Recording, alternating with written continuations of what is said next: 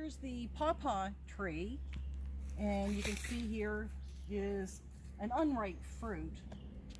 And what you want to do is when they start dropping to the ground and getting a little bit soft, you can take them and let them soften on your kitchen sink. But they have a wonderful taste. It's like banana and mango mixed together. So Ooh. these are really, really good. And from now on, we are like mid-July. Right. Are you thinking like August? Yeah, give it another month or so, and when you see them, like I said, dropping to the ground, you know they're ripe. Okay.